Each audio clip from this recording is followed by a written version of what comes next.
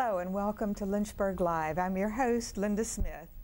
I especially enjoy featuring local people on this show who use their talents to help other people.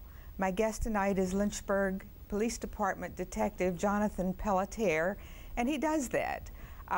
John uses his vacation to travel outside the United States to instruct foreign law enforcement personnel on crime scene analysis.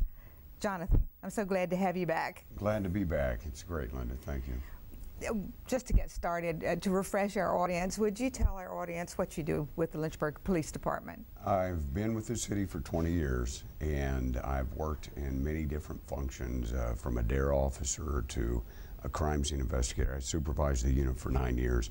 But right now, I'm just a police officer. I went back to the field at my request to serve the citizens and take my training to them. My voice is a little scratchy. I just taught the forensic academy, or the forensic section in the basic academy, so you'll have to forgive me for my voice. I think you sound fine, really, okay. Considering that you have had laryngitis, so you've come a long way. All right, you're part of a program that instructs foreign law enforcement personnel and officials on crime scene investigation. What's the name of that program? ISATAP. It's under the Department of Justice, and it's the International Criminal Investigation or Investigative Training Assistance Program. It's just celebrating their 25th anniversary. They're part of, or underneath the auspices of DOJ, and they go in and they make partnerships with foreign countries. And these partnerships, they're all about the partnerships. They look for newly developing democracies and countries that need some assistance, and they'll go in. They're, I think, in 38 different countries, 17 field offices. They'll go in and they'll try to fight against terrorism, work with foreign countries or governments to develop a professional law enforcement agency. They will look for transparency and fighting against corruption. So it's really a neat program. They combat all these negativities and push forward towards human rights. In fact, they've got a whole segment against human trafficking, and they really work hard to make these countries better and reduce the threat of terrorism, and all within the confines, there it is, all within the confines of the security and foreign policies that our government established. So it's right out of DC. It's a great program to be involved with. Do you know how long the program's been up and running? With DOJ having ISATAP, it's been about 25 years. Oh, that's a good, well-established program by now. Now, do local police departments have any kind of connection with this program?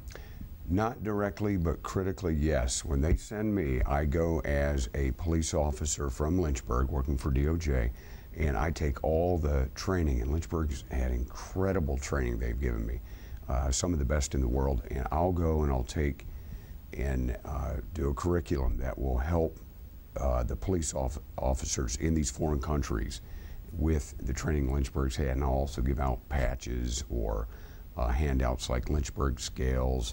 So when I'm teaching, I'm representing Lynchburg. Even though DOJ through ISATAP is sending me over there, they know me as Lynchburg Mr. Jonathan, right. Lynchburg officer. All right, I'm going to skip ahead to ask a question since we've sort of hit on this.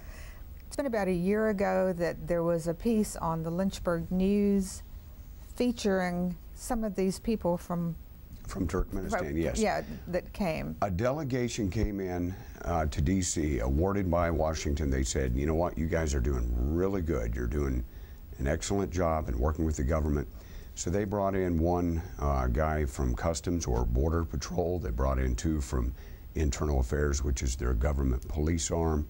They brought in an official from Counter Narcotics, and also VEPA, a U.S. Embassy representative that kind of was their tour guide. And while in D.C., they said, hey, let's spend a day in Lynchburg. Let's go down and see Lynchburg Police Department, because Lynchburg's invested in us and we want to see Lynchburg. And they had a blast. They loved Lynchburg. I can tell you maybe a little more about that if we get a chance. How wonderful. I mean, I think it's so great that Lynchburg's recognized like that, and that they did do that little, they did that little piece on the news. I thought it was pretty great. Now, how long have you been involved with this program? I started in 2006 in April, And I'll never forget the first time I walked into the classroom and I'm looking and there's all these guys, very stoic. Some of the guys that have like the faces, you know, that anti-American sentiment. Not saying they were, but that's the impression I got. The Cold War, former KGB in Baku, Azerbaijan. And as I began, one guy stood up and he was very angry and he spoke Azeri.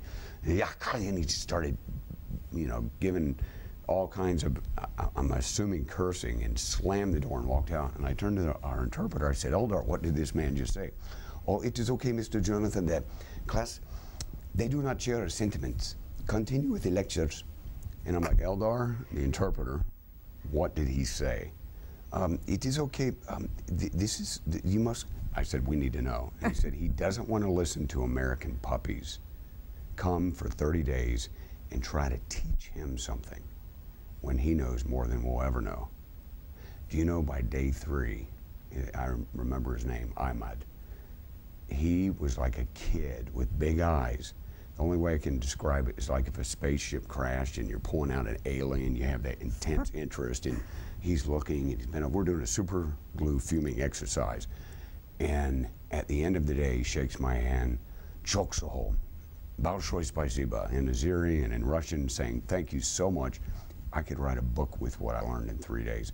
I can't wait for the rest of the training. So I remember my first day, and I remember that happening, but you know, that progression of where they understand you've got something to offer that's going to help them makes a big difference. I was going to ask you later, but we keep getting to these other questions about encountering hostility from these people, from some of these places you go, and obviously you have. Yeah, it's not bad. We're usually welcomed with open arms, but you know, when you first walk in, they're skeptical. The police are looking at you in almost any country, who is this person? And especially if they have a history of anti-American sentiments, right, and they have kind of a negativity. But then by a few days they realize, you know what? This guy, he's our comrade. He faces the same challenges, the same issues. He has the same difficulties, and he's got some information that might help me. Mm-hmm. And by the mutation, as it changes over time, they become from a little skeptical to receptive. They see me in uniform, he's a real cop. He's a police officer like us. And then by the end, we're not just good friends, we're like family. One guy, Ahmed, the same man who stormed out and cursed and you know, didn't want to listen to American puppies. By the end, Linda, he was like, you know, you're not just good instructors, you're not just good officers, you're like family. And if you ever visit my region, my home is your home. Welcome. And I imagine you develop a mutual respect. Absolutely. Which is critical for this kind of thing. When I go over and teach, I don't go over like, okay, I'm the guy that knows it all. I go over and say, what can I give them and what can I learn from them? And I have learned so much from so many. Even in Kenya, I was amazed at their knowledge of some of the technical serial number restoration techniques they used. I sat back and learned. It was great. How often do you make these trips? Maybe once a year. Once a year? Yeah. If I'm lucky, twice a year, and it's anywhere from a week to maybe a month. And you do use your own vacation? Yes, use my own vacation. Thank my department, they say, you know, we sanction it, go ahead, go, do a good work, and I'll go over and enjoy a week to a month overseas. Do you leave here with somebody or leave alone and then join a team once you get where you're going? One time I left with somebody local, and he was a great guy, Jeff Brown, one of the other officers. The other times I've met up like in Istanbul, Turkey, with a guy that I'm supposed to teach with for a couple weeks. ISATAP has done a great job in seeking out professional instructors and connecting us. In fact, they thought we were brothers or that we had worked together our whole career. Most recently, I had an instructor drop out. I called Mike Murphy. Murphy is a coroner in Las Vegas, Clark County. In fact, this terrible tragedy with the 33-year-old Dan Weldon that just died. Right. Murphy's the one that would cause the present the cause and manner of death as blunt force trauma to the race car driver. Well, Murphy, to tell you what kind of a guy he is, he's a shining example of a corner office that works great. He said, John, let me check. And he called me back an hour later. He had changed every speaking engagement. He had talked to his wife. He had made all the changes last minute. so that 8-9 hours before his clearance, he was on the airplane to come and help me teach. So I never go alone intentionally. There's been a time or two where things dropped out, but I always have a quality person. Jeff Scazafava, he is Somerset County, New Jersey, for Prosecutor's General's Office. He came and helped me teach blood spatter and a few other things. Great guy. He's taught with me overseas. How long do your trips usually last? Like a week to a month. All right. Yeah. Are you ever in any danger? You know, I feel just as safe as walking down any Lynchburg street there. Sometimes safer because some countries don't have guns. And I have had 2 occasions where kind of the hair on the back of your neck stands up. One is when Mahmoud Ahmadinejad decided to stay at my same hotel. This was in 2006, the president of Iran, when he was spouting off terrible, nasty things about suffering and pain and torture, and you know, he hated Americans to all Americans. He changed his story later, and I'm sitting there, who's at our hotel? Why am I being wanded? Why are they checking my bags? I've been here 2 weeks, and now all of a sudden these little guys are running around, all Iranian. Who's here? Very important person stays there. Well, I get on the elevator and I say, you heard who's staying here, didn't you? I said this in Russian to one of the guys, and he's like, da, конечно, Ahmadinejad president. And I'm like, oh, shoot. So that was kind of like, you know, the hair rises up. I'm in the same hotel, 1 floor under that guy.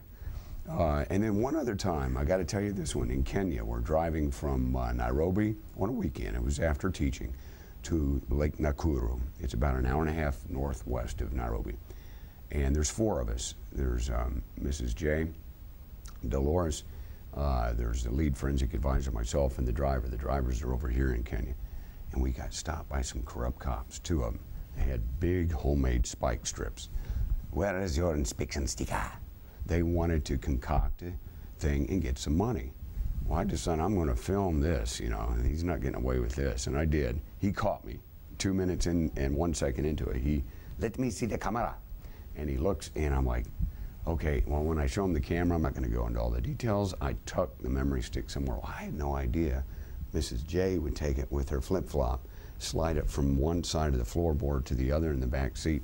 I got you covered, Jonathan. Nobody's going to get you a memory stick with my watch. Do you want to tell our audience who Mrs. J is? A wonderful lady, loves God. You can't eat unless she prays to Jesus. Okay, let's pray. It's Michael Jordan's mom, and she's a great lady. Brags about all her children, writes children's books with her daughter, and really has a heartbeat for Kenya. And she was in Kenya. But every time I go there, I see her. We meet up for dinner, and she's working to get a child's hospital, women's and child's hospital, and working for the DNA laboratory, trying to get Kenya up and running for DNA. That's wonderful. You just said something in Russian, and I want to know if you have any language barriers when you go to these. You know, the very first trip I took was to Azerbaijan, and I asked ISATAP, what do they speak? They said Russian. I learned Russian, and when I spoke, not fluently, but enough to get by, they lit up and then wanted to teach me Azeri. And I'm like, you gotta be kidding. I spent all that time, and now they're doing away with Russian. But it's helped out in Turkmenistan. And when I go to Africa, I learn enough Swahili just to let them know that there's a connection there. You know, like good night would be la la salam. It's a beautiful language. But the thing that's beautiful about the program is they provide you with interpreters. So when I'm teaching and I'm dealing with concepts, the interpreters are out there and they are delivering the message. I don't have to worry about the technical aspects of the language. And during breaks every now and then I call them in, and I have to make sure the interpreter understands. There's always two. Right. The material fully, so that when we go back into the classroom, the message is communicated accurately, like, you know, ulnar loop, radial loop, whorls, arches.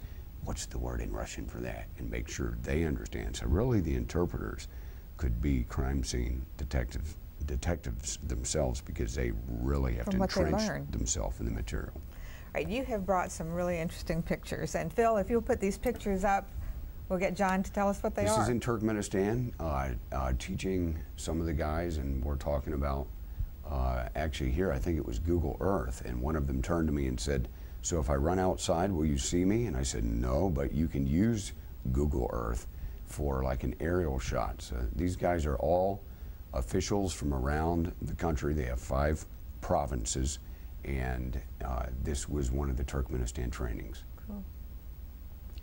Jeff Skazafaba from New Jersey, he's teaching blood spatter here. We did scenarios, we do a lot of hands-on stuff. And this was a scenario where the guys were able to figure out that the suspect must have come in through the balcony.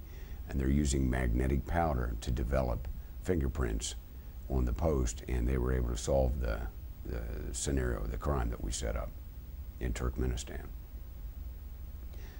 Here I am using Elmer's glue to show them how you can develop fingerprints on textured surfaces. And in Turkmenistan, one really neat story is that this is our hotel, the Grand Turkmen in Ashgabat. And they had all these flags, but no American flag. And I talked to Sasha Alexander, the manager of the hotel's beverage and food. And I said, I got this flag. I got it from here locally in Harbor Freight. And I said, would you talk to the powers that be and see if you can't fly this? And 2 hours later, he called me and he said, Mr. Jonathan, come to the lobby. I went down, and there in the #1 spot was the American flag flying. And if you look at a few of these other pictures, I went back a year and a half, and the next picture, it was still flying a year and a half later. And of course, I had to replace it, Linda, and give him a new flag because it was But I think it's so wonderful that you're teaching, but you're also a diplomat. A face on America, and that flag to me means that, you know, this is our country helping their police. They need to know about it. And when people drive by this very busy hotel, it represents our soldiers, our families of soldiers. Here's the Turkmenistan class, Bob Bianchi with Chargé, and all the participants from the 5 different regions. This is in Azerbaijan doing footwear cast impressions. I could tell you like 2-hour stories on each one of these, but okay. I wish we had time. Yeah. Okay, that's Azerbaijan. We're teaching them how to package a gun and preserve it for fingerprints and DNA. That's Inora and Eldar in the back, 2 interpreters. Here's Kenya. I learned from them, they learned from me, and we're talking about, we're actually setting up some crime scenes here and lifting prints in difficult surfaces.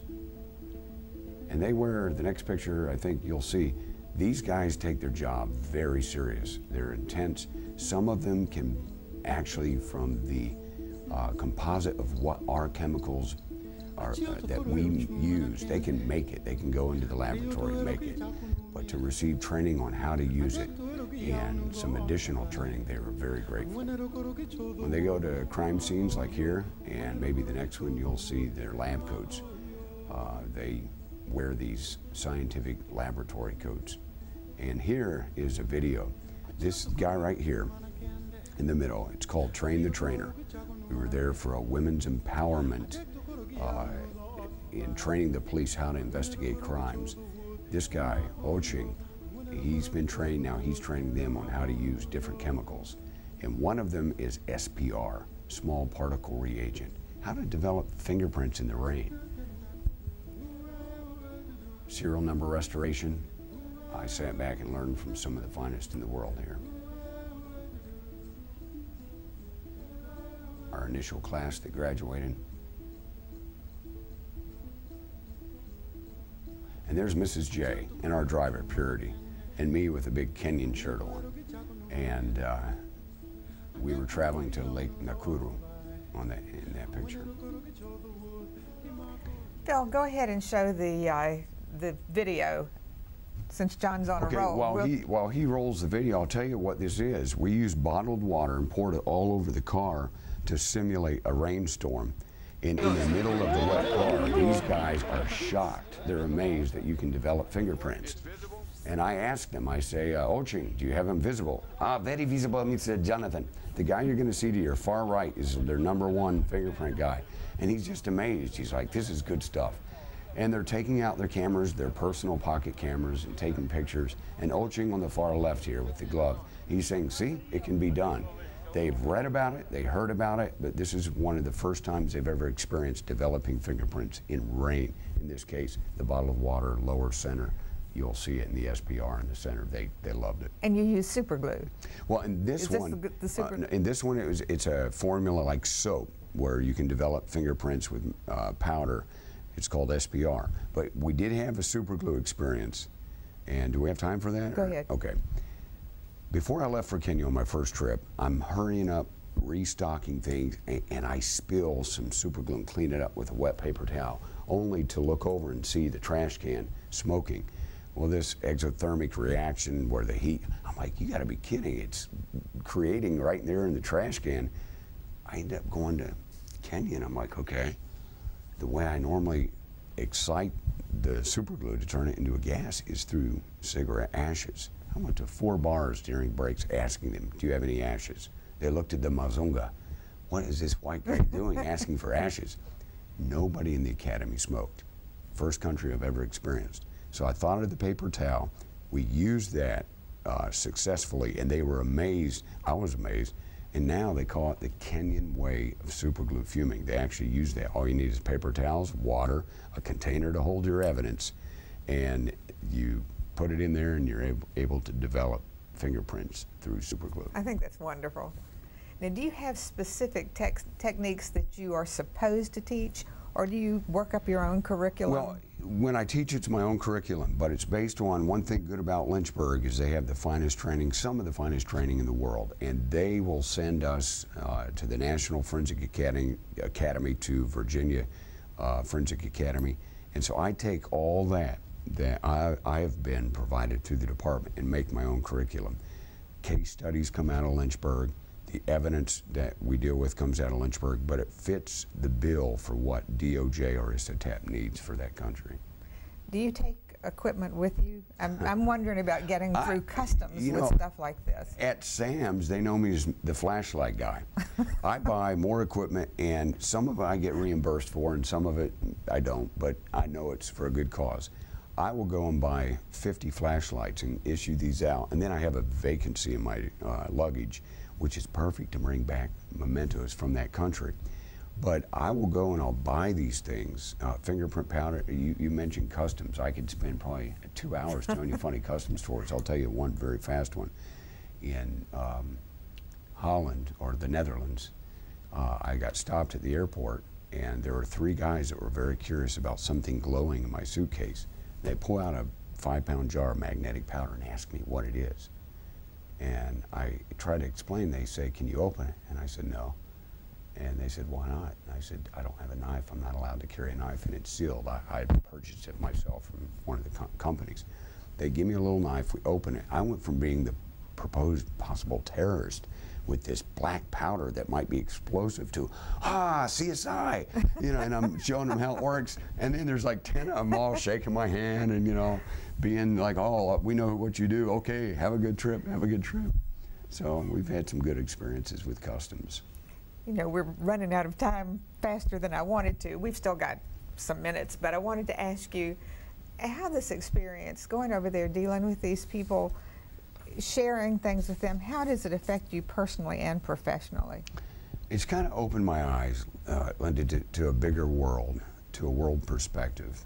Makes me appreciate America, makes me appreciate what we have and not take it for granted. And despite the many problems of every department, it makes me appreciate Lynchburg Police Department. I'm sure it does. We have 5 minutes.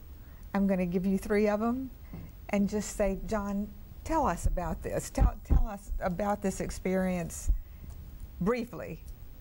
Well, you know, when you look back, you know, I first heard about the program.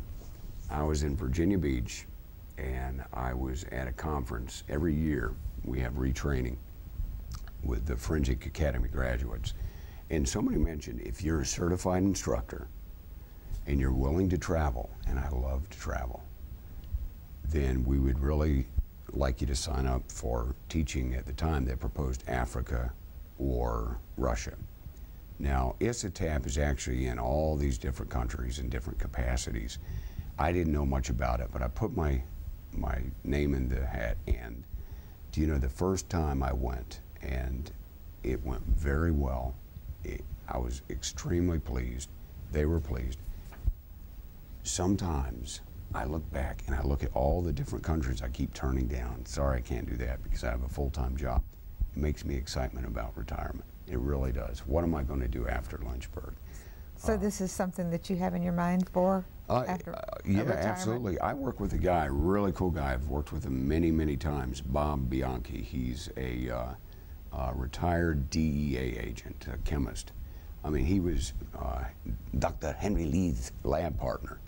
And Bob, when I see what he's done with his consulting business, and I see how successful he's been, and see how he's able to just look at all the dots and connect them and really do a service not only for America but for these other countries, it makes me want to say, you know, what's life after Lynchburg? It really does. Well, I think it's great that you've got a goal and that this is something that you're so enthusiastic about that you want to continue doing it after retirement. Oh, it would be great. You know, and I've had such a chance, such an opportunity to meet neat people. You know, Michael Jordan's mom, work with Mike Murphy, the coroner, a shining example of when the coroner system works in Clark County, Las Vegas. Been to his house, been to his boat, and see a good person doing a good job. And I'm thinking, you know, what other opportunities might be there? And Right. It's exciting. Oh, I'm sure it is. I mean, I have enjoyed talking to you and learning about this, and you know, I think that you're such a good representative from Lynchburg, and you know, I commend you for that. Well, let me tell you, they might be coming back to Lynchburg. They had a full ride to come to Lynchburg. I mean, to come to D.C. These delegates, and they chose Lynchburg. It was great. We hosted them, the Lynchburg Police Department. Our vice guys demonstrated technology. We had the state police show them the helicopter and the airplane. These guys loved it. They ate it up. Bedford County, Lieutenant Harmony, he showed them their fight against child predators. The Academy, Ron Staten, invited them in, and Chris Don, and did all these things. The FATS machine where you shoot, simulator, and driving, they loved it. Hibachi Grill, Ward's Road. They ate foods they never ate before. They want to come back. I got an email 2 days ago. That would be wonderful. And they want to come back, and this time, instead of spending more time in D.C., they want to spend more time in Lynchburg. Jonathan, I really appreciate you coming back on the show. I hope you'll come back again because I think that what you do in Lynchburg and what you do outside of this country is fascinating. I appreciate it. So thank you so much. Thank you. I hope you've enjoyed tonight's show. In recognition of Operating Room Nurses Week, my next show will feature the staff of the Surgery Center of Lynchburg, and we'll be taking